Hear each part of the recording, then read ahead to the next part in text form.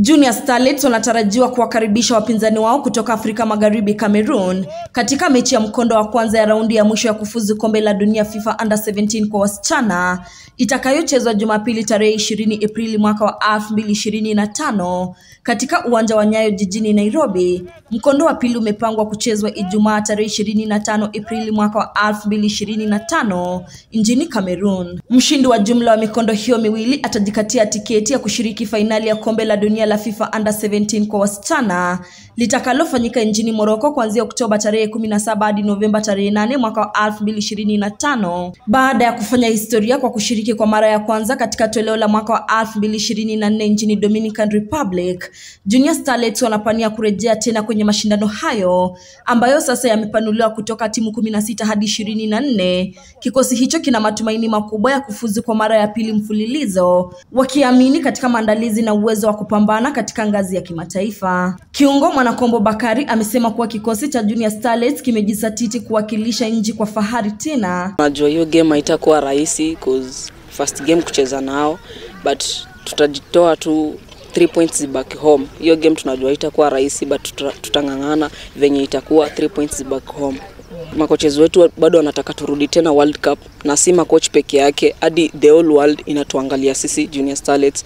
Kenya yote inatuangalia sisi. Tunataka tena kurudi World Cup.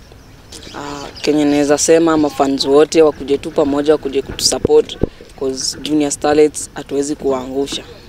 Becky Lauren Ilavonga alisema kwa uzoefu waliopata waliposhiriki kombe la dunia mwaka jana umeendelea kuongeza imani na kujiamini kwa kikosi hicho. Amesema licha ya kutarajia mechi ngumu dhidi ya Cameroon Under 17, ushindi na sare waliopata kwenye mechi mbili za kirafiki dhidi ya Morocco Under 17 umeongeza imani ya timu kuwa na uwezo wa kushinda na kusonga mbele. Kwa sasa naweza sema morali ya timu iko juu. Tumepata hiyo confidence, watu psyche iko juu. Venye tulienda World Cup, at least tulilearn vitu mob, na venye tumeweka hizi ma-friendly, at least zimetusaidia juu venye tulicheza na Morocco hatukuogopa juu tulikuwa tumecheza World Cup na teams kama England na tuka build confidence.